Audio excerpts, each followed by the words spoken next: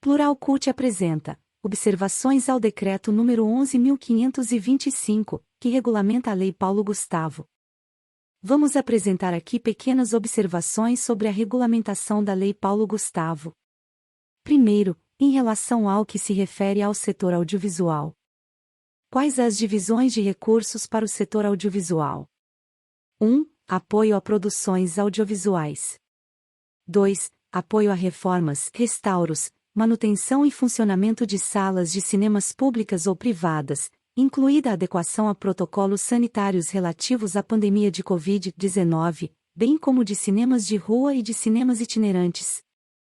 3. Recursos para a capacitação, formação e qualificação em audiovisual. B. Apoio a cineclubes. C. Realização de festivais e de mostras de produções audiovisuais. D. Realização de rodadas de negócios para o setor audiovisual. E. Memória, preservação e digitalização de obras ou acervos audiovisuais. F. Apoio a observatórios, a publicações especializadas e a pesquisas sobre audiovisual.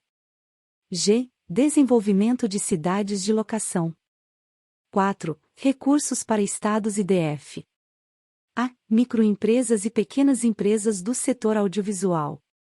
B. Serviços independentes de vídeo por demanda cujo catálogo de obras seja composto de, no mínimo, 70% de produções nacionais. C. Licenciamento de produções audiovisuais nacionais para exibição em redes de televisão públicas. D. Distribuição de produções audiovisuais nacionais. Quais projetos entram na categoria audiovisual? 1. Desenvolvimento de roteiro. 2. Núcleos criativos. 3. Produção de curtas, médias e longas metragens. 4. Séries e webséries. 5. Telefilmes nos gêneros ficção, documentário e animação. 6. Produção de games. 7. Videoclipes. 8. Etapas de finalização. 9. Pós-produção. 10. Outros formatos de produção audiovisual. Ações de formação audiovisual. As ações de capacitação, de formação e de qualificação em produção audiovisual serão oferecidas gratuitamente aos participantes. E agora vamos ver as demais áreas culturais.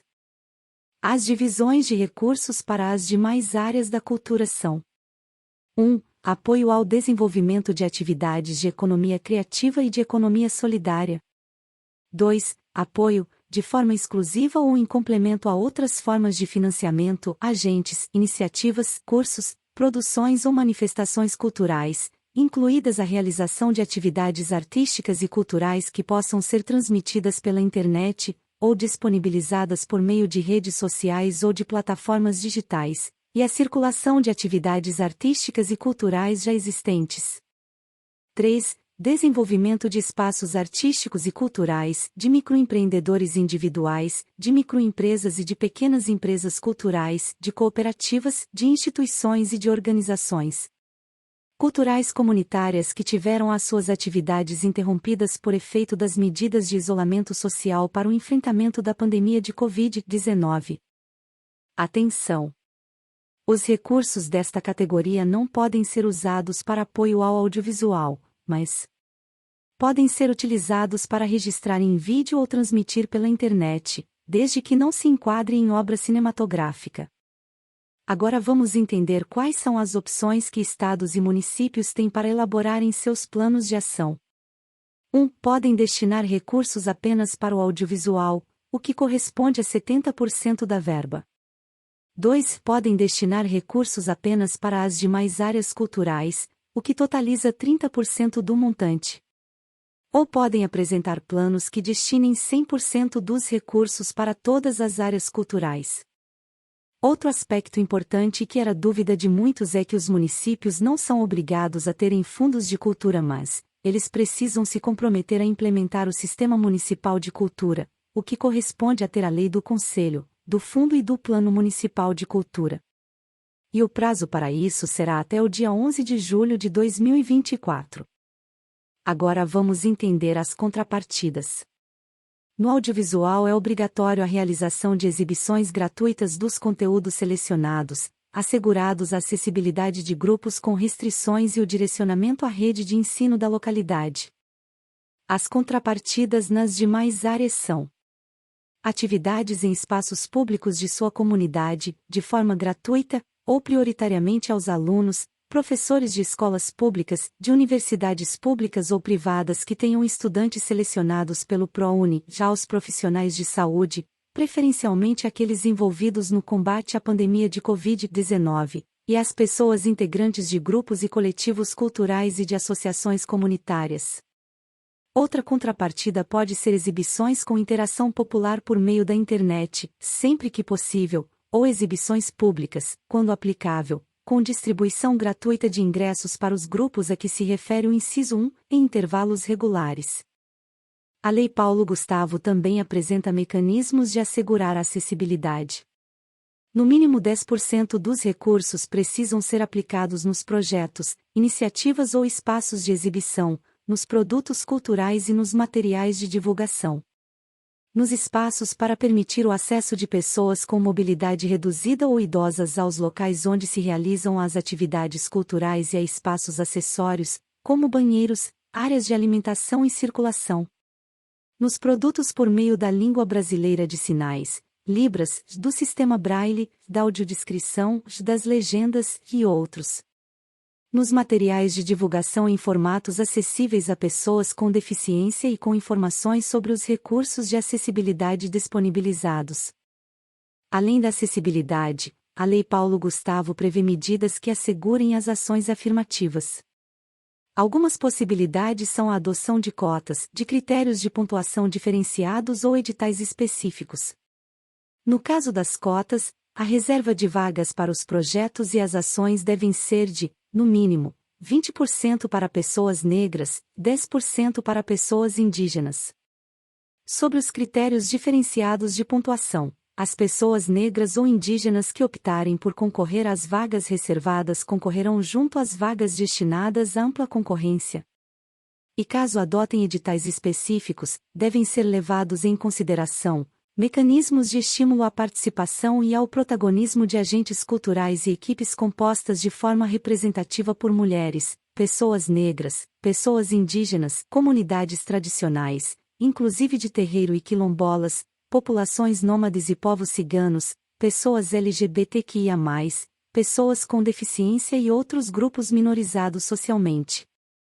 Mas como tirar isso tudo do papel? A lei prevê recursos para isso.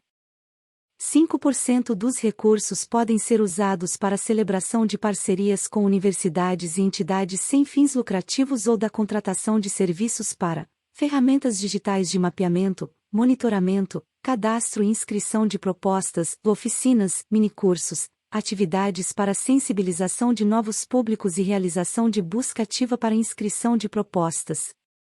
Além disso, este percentual pode ser usado para análise de propostas, incluída a remuneração de pareceristas e os custos relativos ao processo seletivo realizado por comissões de seleção, inclusive bancas de heteroidentificação, ou seja, vai além da autodeclaração, uma vez que este critério valida se a pessoa é preta ou parda por meio de uma comissão.